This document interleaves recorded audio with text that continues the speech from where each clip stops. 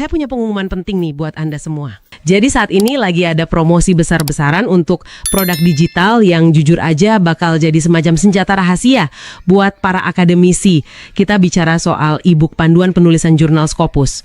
Ya kan? Betul. Termasuk juga panduan nembus jurnal Sinta 1-6, terus ada panduan penulisan buku referensi, dan banyak materi akademik lainnya. Tepat. Semua produk digital ini sangat relevan buat menyelamatkan karir Anda. Dan Anda bisa langsung akses semuanya lewat tautan yang udah kami sediakan di deskripsi video atau audio ini. Baik, sebelumnya Assalamualaikum warahmatullahi wabarakatuh. Selamat pagi. Yang terhormat para ketua majelis hakim. Di sini saya dinanti selaku sebagai dosen tetap non PNS yang dimana tersisa di Fakultas Hukum Universitas UPN Veteran Jakarta yang sebelumnya kami ada 150 orang, akan tetapi dengan alasan-alasan tertentu baik dengan yang mengikuti P3K, kemudian juga ada yang meninggalkan kampus karena merasa terintimidasi, dan ada juga karena merasa kekurangan terkait dengan upah yang didapatkan, maka kami sekarang hanya tersisa 46 dosen saja.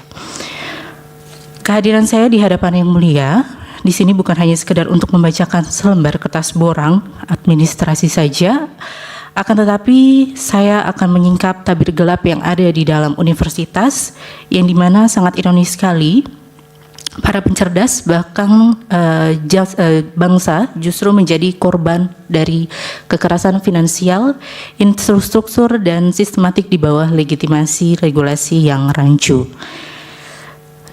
Perlu diketahui, setiap minggunya saya saat ini mengampu sebanyak 14 SKS, yang dimana ada 3 mata kuliah, kurang lebih mengajar 290 mahasiswa, dan di luar itu pun saya mengabdi untuk kampus saya atau universitas saya, dan dosen-dosen lainnya pun juga sama, ada yang namanya pengabdian, kemudian penelitian, lalu kita memiliki mahasiswa akademik dan mahasiswa bimbingan skripsi, tesis, ataupun disertasi. Dalam hal ini ternyata yang kami alami, keluh kesah, kemudian keringat kami tidak sebanding dengan upah yang kami dapatkan. Sejujurnya di bulan ini pada tahun 2026, upah yang saya dapatkan secara bersih itu di angka 3.171.443, yang dimana di dalamnya itu terdapat gaji pokok, kemudian ada jabatan fungsional, serta juga ada uang beras. Kalau kita lihat dari angka 3,1 di kota Jakarta ataupun kota Depok, Jawa Barat, itu sangat-sangat miris sekali. Karena kalau kita lihat dari konsumsi, transportasi, makan, dan lain sebagainya, kebutuhan pokok yang lainnya, itu sangat tidak menutup sama sekali.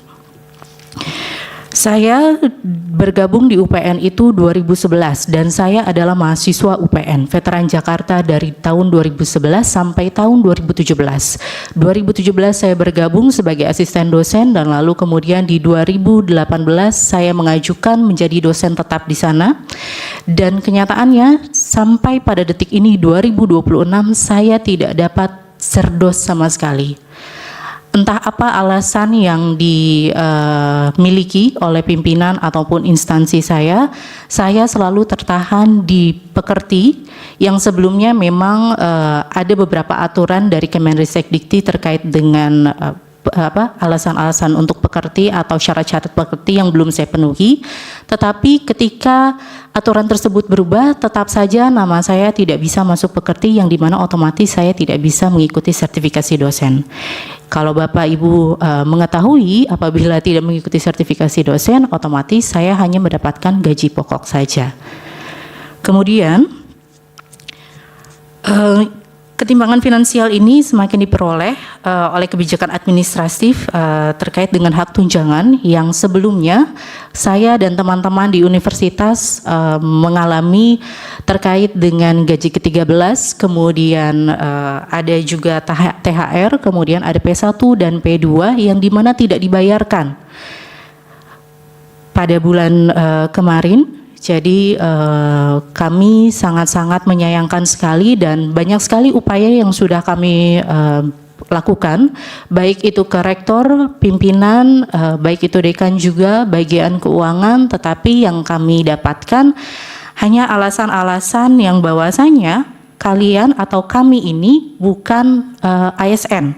Jadi terkait dengan THR dan juga gaji ke-13 tidak dapat dibayarkan menggunakan rupiah murni APBN, melainkan harus menggunakan dana dari PNBP.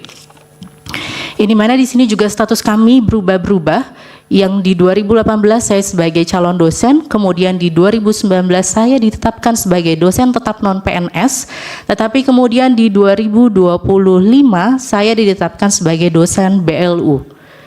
Yang dimana memang terkait dengan SK tersebut, sampai saat ini saya pun masih sangat mempertimbangkan terkait dengan hal itu, dan juga ternyata kenyataannya berkaitan dengan gaji ke-13, THR, dan P1, P2 kemarin yang tidak dibayarkan kepada kami, para dosen-dosen yang tidak masuk ke dalam P3K ini, kami diminta untuk menandatangani terkait dengan surat pernyataan, yang dimana surat pernyataan tersebut menegaskan bahwasanya kami harus menjadi tenaga profesional untuk dapat menerima hak-hak tersebut. Benang merah dari seluruh kekacauan ini bermuara pada pengabaian atas Undang-Undang Nomor 14 Tahun 2005 tentang guru dan dosen, khususnya bab 2 pasal 3 yang menegaskan bahwa kedudukan dosen sebagai tenaga profesional berfungsi untuk meningkatkan martabat dan fungsi dosen sebagai agen pembelajaran.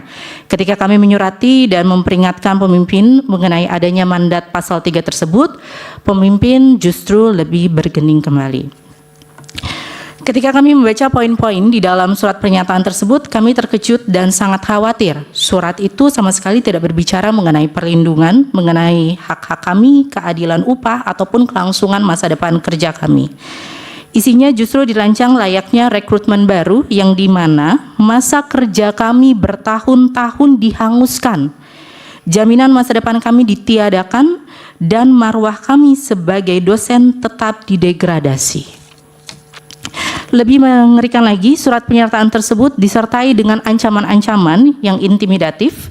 Pimpinan menegaskan bahwa jika kami tidak bersedia menandatangani surat pernyataan tersebut, kami akan langsung diperhitungkan dan diturunkan statusnya menjadi dosen tetap atau honorer, yang upah bulanannya hanya akan dibayarkan secara eceran berdasarkan jumlah jam mengajar atau SKS. Yang mulia majelis hakim yang saya muliakan, ini merupakan salah satu contoh kekerasan finansial yang kami rasakan sebagai dosen, yang dimana kami diperas secara intelektual, ditekan secara psikologis melalui borang sister yang tertutup dan sering sekali error, lalu diancam akan dimiskinkan jika tidak tunduk pada kewenangan birokrasi kampus. Di dalam hal ini, di UPN masih terdapat sekitar 50 dosen tetap non-ASN yang mengabdi sekitar 6-10 tahun, yang dimana memang masih belum mendapatkan kepastian terkait dengan statusnya. Akibat dari kekerasan ekonomi ini, yang sangat destruktif bagi kehidupan nyata para dosen, demi menutup kekurangan perut dan bertahan hidup di kota besar, saya sendiri pun juga terpaksa harus menyisihkan waktu produktif saya untuk berjualan kue, dan banyak teman-teman saya di dosen-dosen lainnya selama berbulan-bulan tidak dibayarkan gajinya dan sampai harus menarik ojek online. Bagaimana mungkin mutasi ilmu pengetahuan tingkat tinggi bisa berjalan dengan jernih jika fokus pikiran mengajarnya terbagi antara borang administrasi yang politis dan tuntutan perut yang kelaparan. Riset global yang dituntut oleh negara akhirnya runtuh menjadi sekedar produk kejar tayang demi menggugurkan kewajiban borang administrasi. Upaya persuasif, audiensi hingga bersurat ke rektorat telah kami tempuh, akan tetapi selalu kandas dengan kalimat penutup, ini merupakan sudah regulasi dari pusat dan kami harus menerima. Oleh karena itu saya meluaskan perjuangan ini secara kolektif bersama Serikat Pekerja Kampus SPK, yang dimana saya akan tutup terkait dengan Pernyataan saya berdasarkan seluruh penderitaan dan fakta konkret yang saya jabarkan sebelumnya. Saya mengetuk pintu hati dan kebijaksanaan yang mulia Majelis Hakim Mahkamah Konstitusi. Kami memohon kepastian hukum yang berkeadilan sosioekonomis bagi profesi dosen. Berikanlah tafsir konstitusional yang tegas agar undang-undang guru dan dosen tidak lagi diposisikan lebih rendah atau diabaikan oleh aturan-aturan sektor lainnya. Tegaskanlah bahwa marwah kami sebagai dosen tetap yang berhak atas upah yang layak, jaminan sosial yang penuh, serta perlindungan hukum yang membebaskan kami dari segala bentuk intimidasi dan kekerasan finansial. Kesejahteraan dosen adalah pensyarat mutlak dan harga mati bagi kemajuan pendidikan tinggi di Indonesia, agar terciptanya kualitas pendidikan tinggi, kualitas riset, presentasi dosen, target Indonesia emas di masa yang akan datang. Sekian pernyataan dari saya, kurang lebihnya mohon maaf. Wassalamualaikum warahmatullahi wabarakatuh.